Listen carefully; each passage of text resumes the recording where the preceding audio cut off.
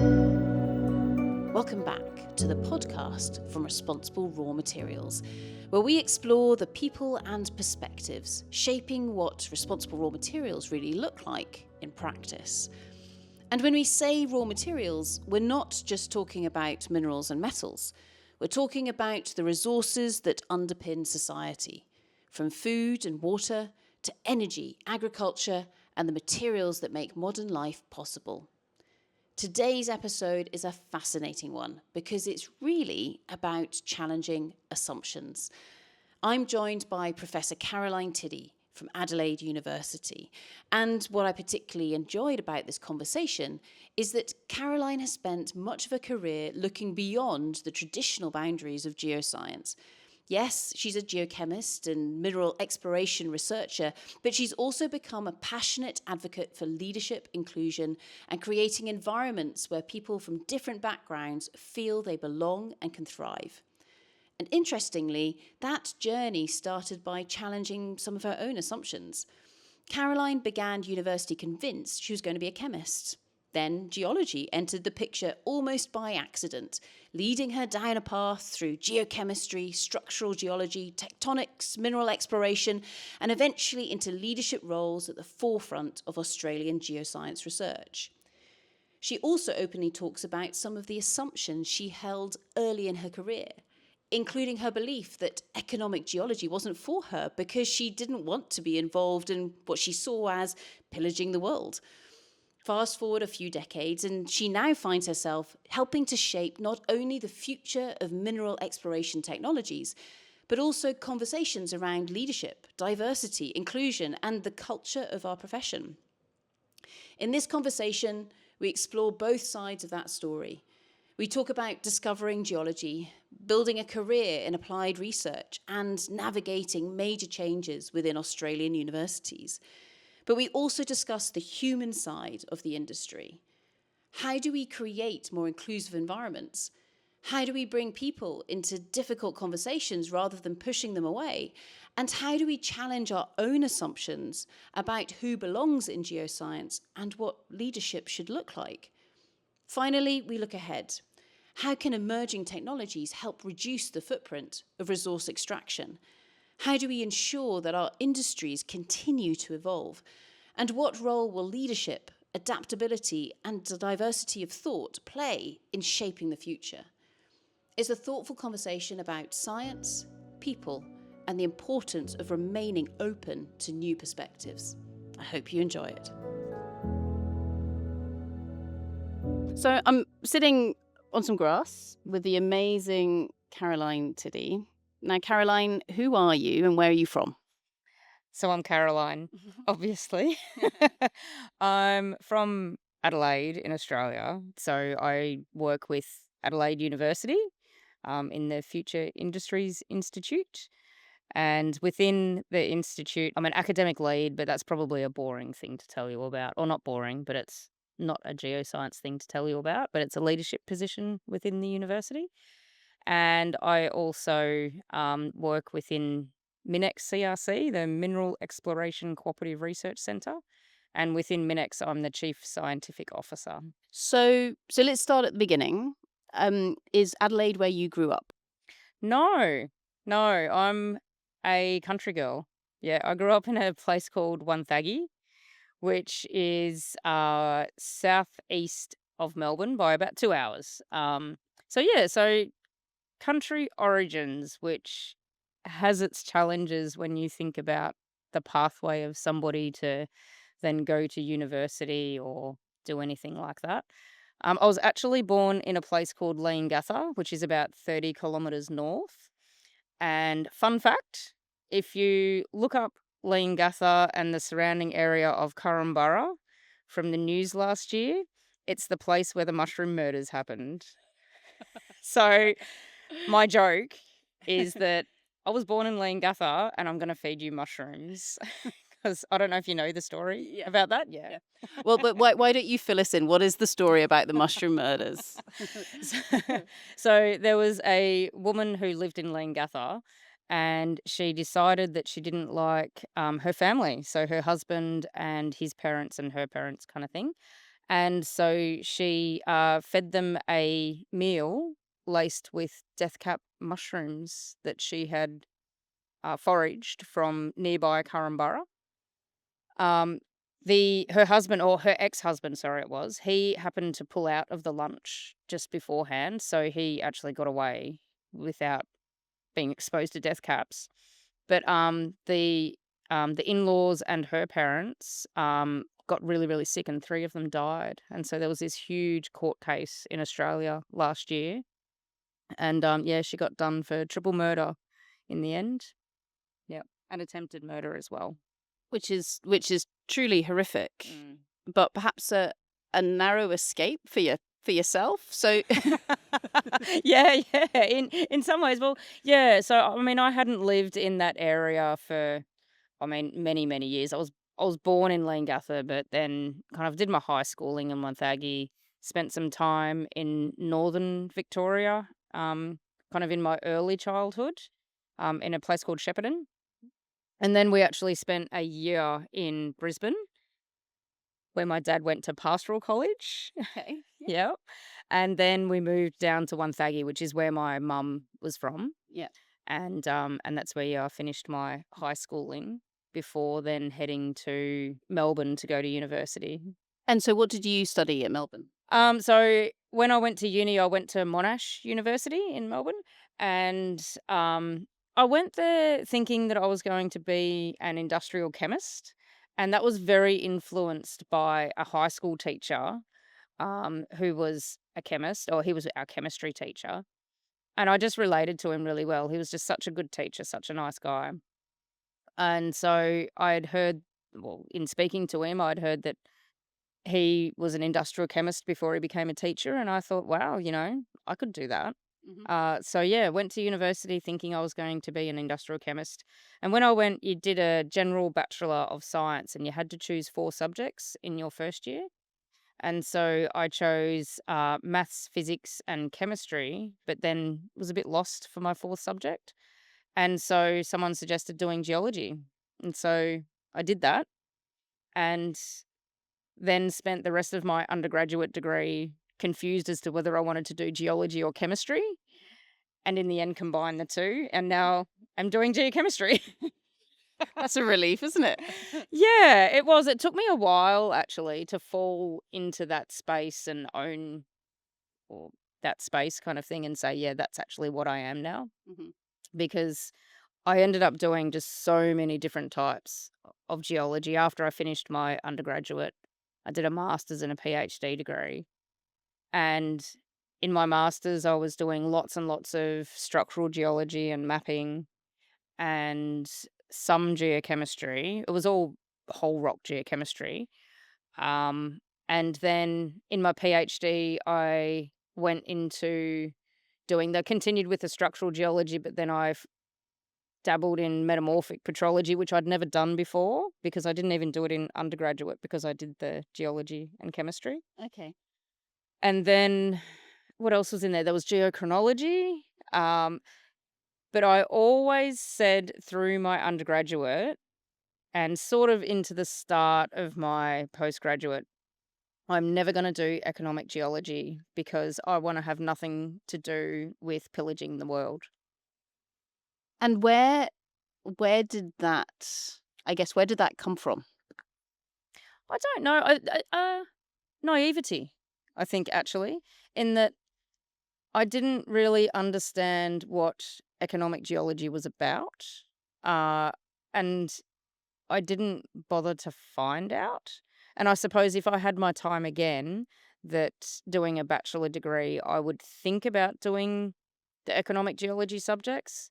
But then again, at that time, I didn't actually have space to do it because I was doing the double major.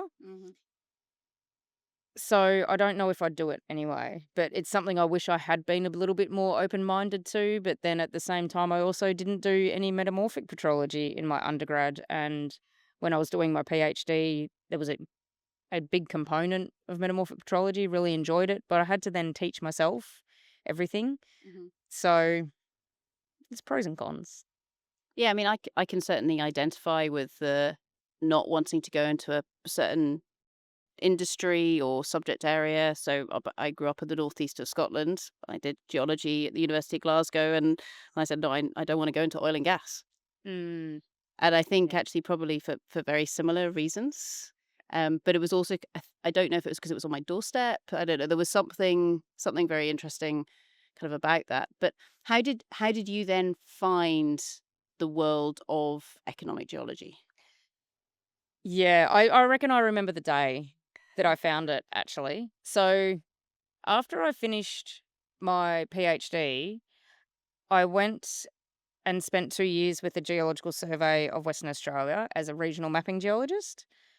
And for a lot of different reasons, I wasn't very happy there, but I'd signed a 2-year contract. And I always said I'm going to stay loyal to that contract that I signed, because about a year into that 2-year contract, I got offered, or someone spoke to me about, what would you think about coming and doing a postdoc at University of Adelaide? And it took a long time to set it all up, but I, from the get go, said if I'm going to do it, then I will not be leaving GSWA until I've finished my contract, Mhm. because I just didn't feel right to break it. I'd said that I would do this, and so that's what I would do. So, but I knew, when I was at GSWA, I knew I wanted to go back into academia. I really missed it. I just loved being at university, and I just wanted that lifestyle. I just craved it. So, got offered this postdoc and took it in the Centre for Mineral Exploration Undercover. But I knew the person who'd offered me the postdoc, knew him quite well because we'd actually been at Monash together.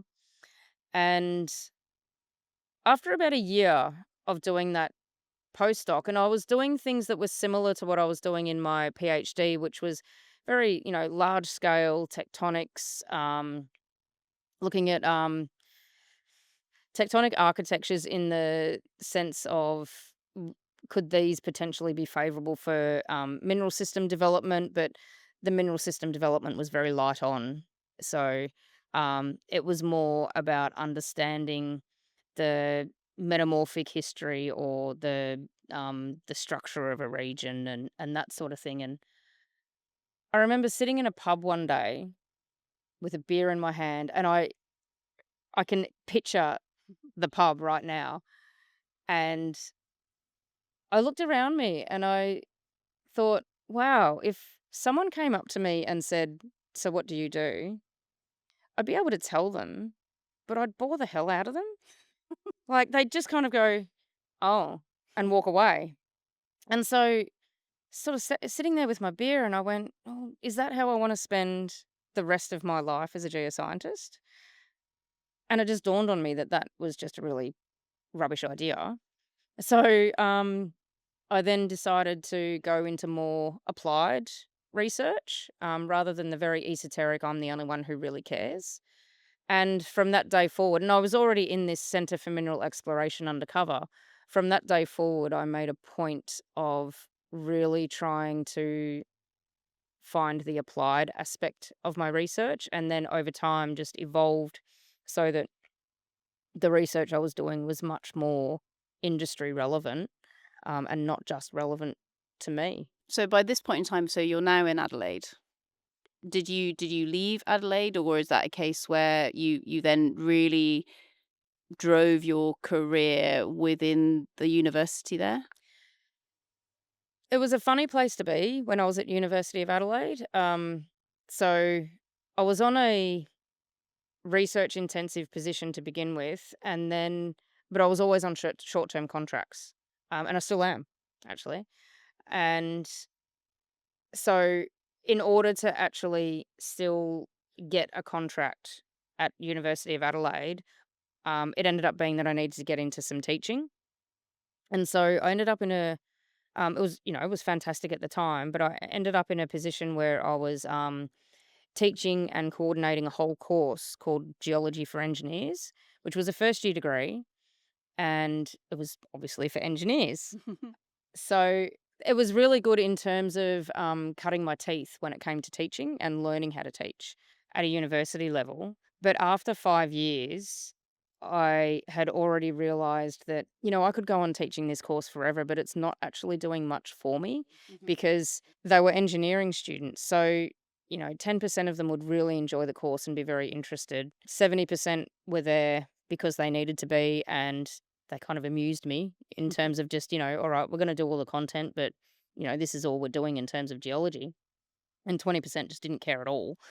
And so teaching those students, as lovely as they were, there was never any chance of, say, getting an honours student or a PhD student out of them. Whereas if you teach the geology courses for the geology students, then you would get that. And I started to realise that teaching that course and teaching within that department, there was not really any space for me to actually start teaching into the geology courses. So I wasn't very happy there. And by that stage, the Centre for Mineral Exploration Undercover morphed into the Deep Exploration Technology CRC. So it was a really big grant that we won and started in mid 2010. And there wasn't the kind of CRCs weren't necessarily valued by the university for a lot of different reasons and for people around. So even though I loved being within DET CRC, I was surrounded by amazing people, huge opportunities, but I wasn't enjoying being at University of Adelaide. I wasn't enjoying the teaching.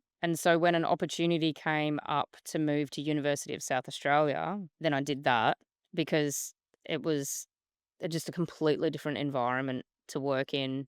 There was a lot of appreciation for CRCs and what they're about. Yeah, so that was kind of why I ended up moving. That was in 2017, I think, the beginning of 2017 I moved. So I'd spent 10 years at University of Adelaide and then, went to Uni SA. Now, fairly recently, of course, the universities have changed in structure. Um, as someone who really enjoys the university environment, I don't know if you want to say anything about what has been changing in the Australian university landscape recently. Yeah, so we went through this really interesting merger. Yes. So you've left the University of Adelaide, and now what's happened? So then I left the University of Adelaide and went to Uni SA, where it was a place where I felt I belonged and I could see a pathway for me to be the academic that I wanted to be. I'd been through a couple of promotions and I could see how I would be able to get promoted to level E and to continue doing applied research. And it was a pathway I could see, but it wasn't necessarily easy and it wasn't certain. And I'd left University of Adelaide because I wasn't really into the ethos of the university, but very much enjoyed the ethos of Uni SA. And then the government made the decision that the two universities would merge and they would become Adelaide University. So Adelaide University started 1st of January 2026. So we're only 5 months old, 5.5 months. Oh, it's already nearly June. Mhm. 6 months.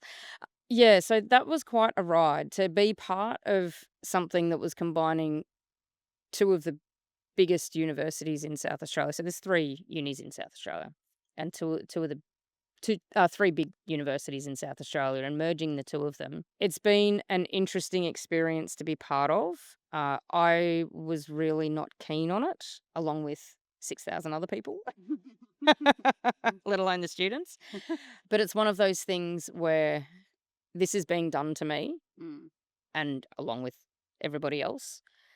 So you're not going to be able to change it. Mhm. So it's a case of just recognizing what is my sphere of influence and therefore how can I ensure that this thing that I don't want to have happen to me is an opportunity rather than something that's going to completely squash me and make me feel like a depressed academic and be very pessimistic. I just didn't want to end up like that.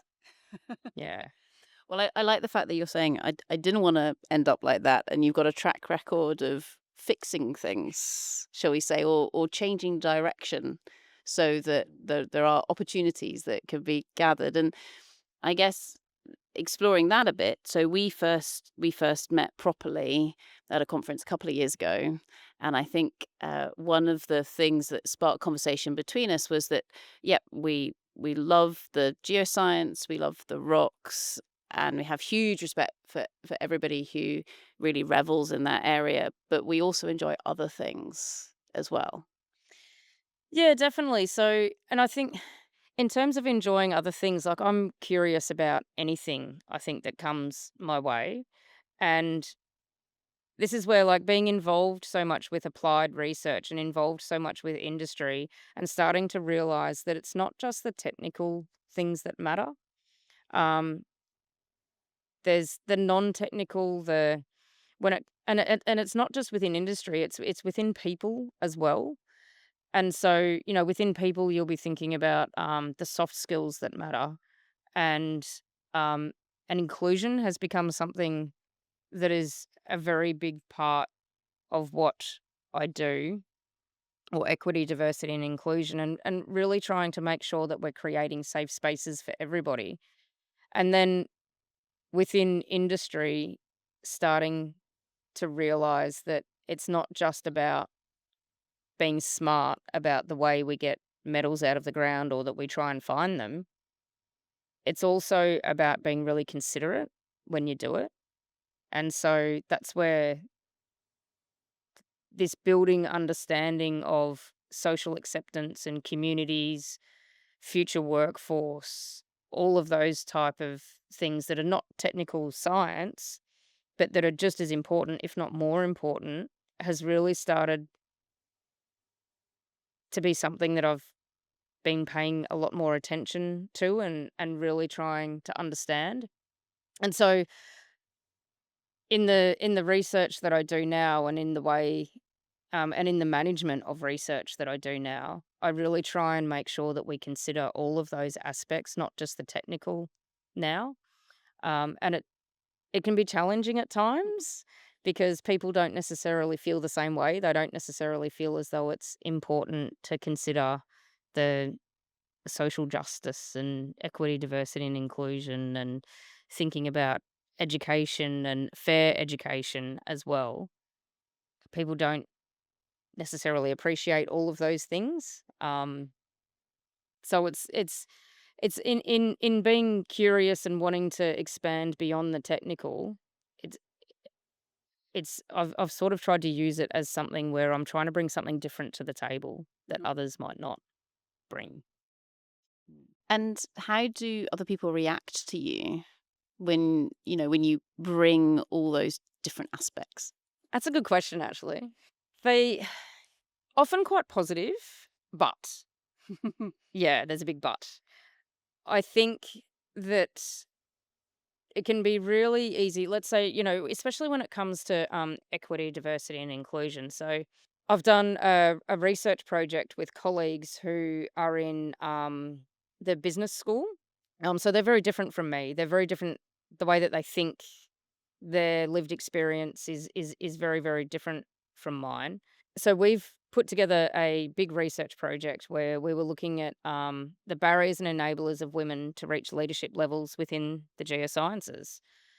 And in doing that and talking to my colleagues Shruti and Sanji, who they're qualitative researchers. So Shruti is all about small business entrepreneurship, and Sanji is all about gender diversity.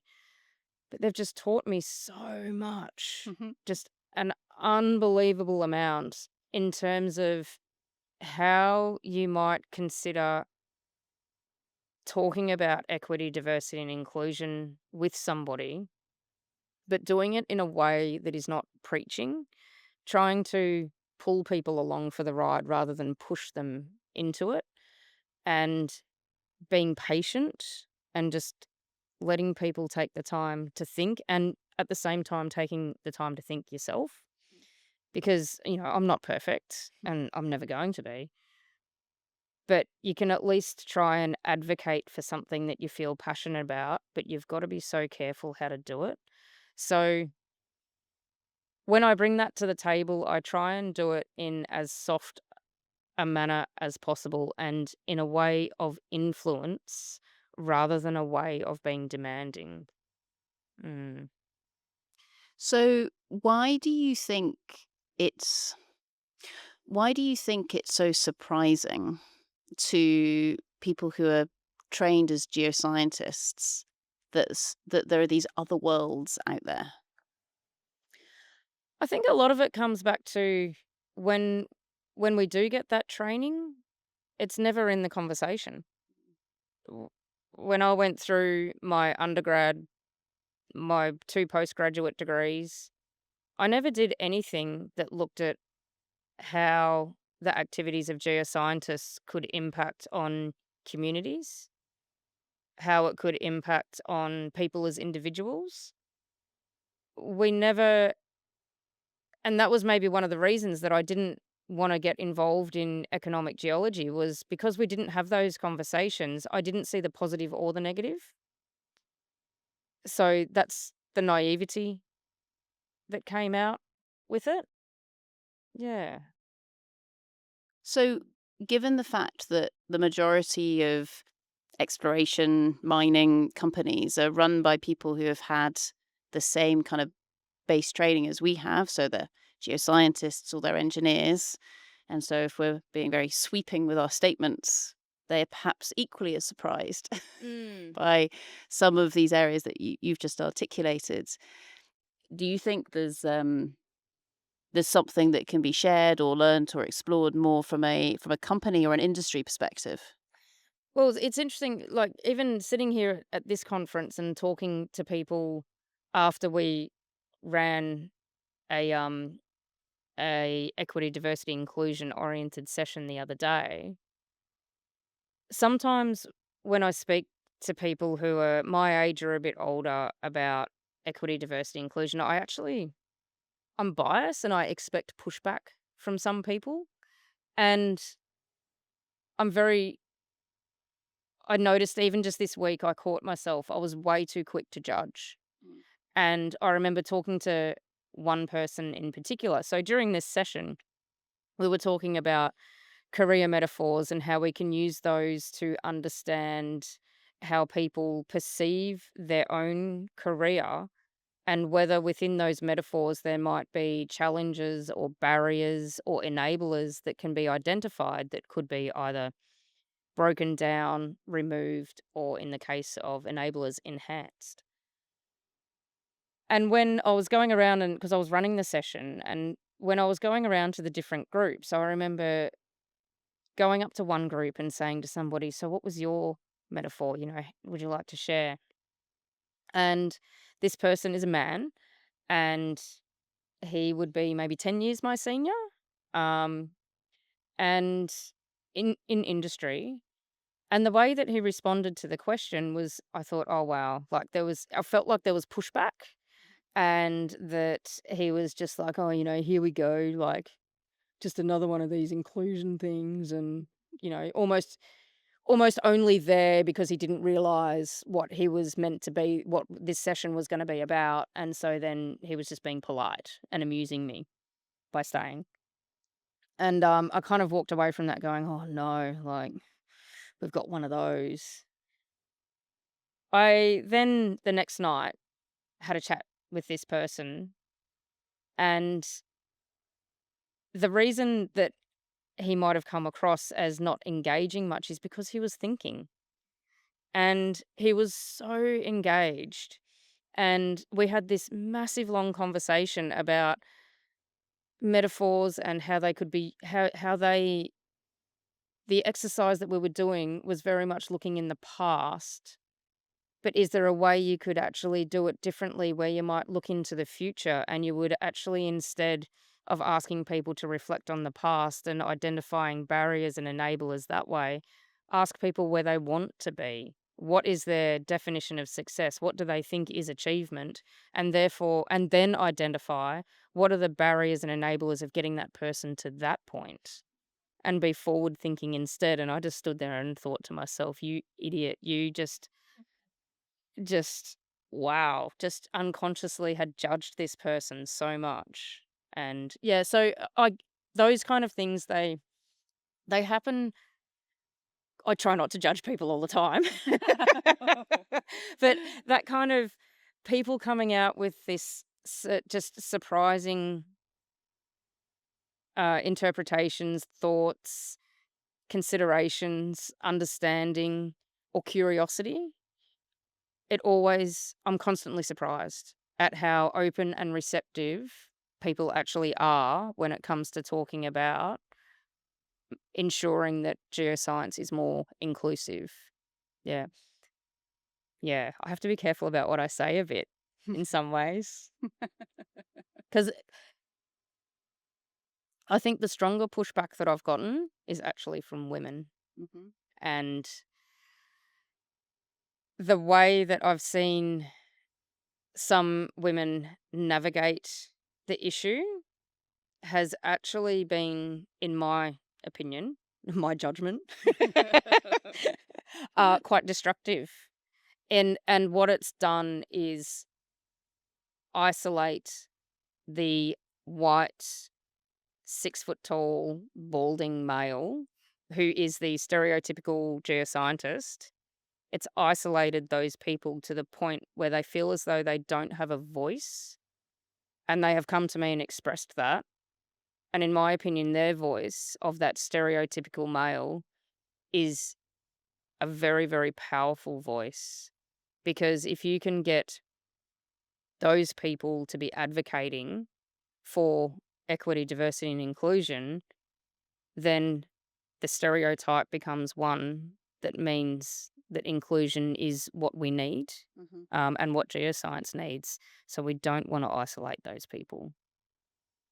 So where do you think we're going next? You mentioned, this amazing thought process from an individual who surprised you, and actually what was going on. So you're thinking, oh, hang on, how could we expand on this exercise and think to the future and use this as a really constructive tool? So yeah, what does the future hold in store for you? Within the EDI space, it's tricky because all of the activities that we do in that space are outside of our normal workload. So things move slowly for the three of us, that's for sure. Um, we would like to expand. The study that we've done was very Australian centric. My colleagues Shruti and Sanji are from India and Sri Lanka, and we'd very much like to take our study over there and see, if we did similar interviews that were looking at career pathways and barriers enablers for women, how would they be different in a country like India or Sri Lanka, where the culture is so different and the reasons for people working in the first place are so different. One day, hopefully, we'll do it. It's Mhm. not going to happen tomorrow. At the moment, the future for me is actually more uncertain. So I need to concentrate on building and finding my next job. So within, I mentioned earlier, I'm on fixed term contracts and always have been for my whole career, except for when I was at the Geological Survey, where I was offered an ongoing role and then a week later resigned. It's the only time I've had an ongoing position. And so, yeah, and, I'm now at level E. I've been a professor. I've always had the longest contract I've had is 3 years. Mm. So our research centre finishes at the end of next year. And so I need to create my own job again. But on one hand, I'm really nervous about it, and on one hand, yes, I'm worried, because I have a family. I have 2 kids, and I am the primary income earner in our family. But at the same time, it's an opportunity because although fixed term contracts it can play on your mind, it can be quite tough. It's also an opportunity that I can do what I want to do. And I can be a little bit stubborn and independent. So that's a good thing to have that kind of freedom. Um, and so I keep on telling myself that even if the next big research project doesn't come off and I get released into the world outside of a university, I feel institutionalized because I've been in an academic for 25 years. Even if that happens, I've got to keep reminding myself that I have so many transferable skills that it'll actually be an opportunity to take a breath, to stop, and to think, where is it that I want to be that means that I would be in a position of leadership that I want to be in and that has influence in the way that I want to have influence that might not necessarily be in a university. So it's an opportunity, but it's a scary one. But hopefully something will come off. Well, yeah, I mean, I think the world is certainly changing very quickly at the moment, and whilst change is scary, there's so many opportunities that come with that.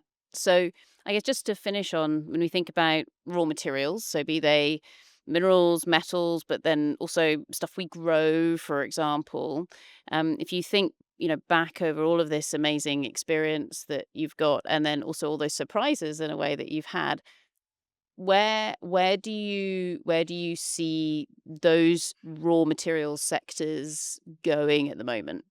I think we've got a lot of challenges that we need to face up to. There's the challenge we've got that we're in a really quickly evolving world where technologies such as AI and generative AI are developing so damn fast that we're going to be left behind. I think we need to think about how we can adopt technologies such as AI or smarter mining technologies, smarter exploration technologies, anything across the minerals value chain that will decrease the footprint of that bar of commodity that comes out at the end. We've got to really think how we can be better at adopting those technologies because I feel as though we're being left behind. Hmm. And not in a way that means that we're never going to need a geoscientist and we're all going to lose our jobs or something like that. I just think that if we don't learn how to adopt and adapt, then there's opportunities that could be game changers, they could be disruptive, that we won't take on, that in 30 years we're going to regret. So I think I think the future will look quite different for the geosciences, but it's only going to be as different as we let it be. I think that's an amazing note to stop with. So, Caroline, thank you so, so much. Absolutely amazing to see you. Thank you very much. And it's so lovely to have a chat. Sitting here by this beautiful watchtower and a pool at a lovely conference. It's amazing in sunny Barcelona. We are very, very lucky people. We definitely are. The world is our oyster. Thanks, mate. So that was my conversation with Caroline. And what I think stayed with me the most is the idea that some of the most important progress begins when we're willing to challenge our assumptions. Not just our assumptions about science or technology, but our assumptions about people, careers, leadership, and perhaps even ourselves. One of the things I particularly enjoyed about this conversation is that Caroline has increasingly expanded her focus beyond the technical aspects of geoscience. Of course, exploration, geology, and technology remain central to what she does, but what comes through very clearly is an appreciation that the success of any industry ultimately depends on people. The people who choose to join it, the people who choose to stay, and the people who bring different experiences, perspectives, and ideas, as well as the people who are willing to work together to solve increasingly complex challenges. I thought some of Caroline's reflections on inclusion and leadership were particularly interesting because they weren't really about policies or programs.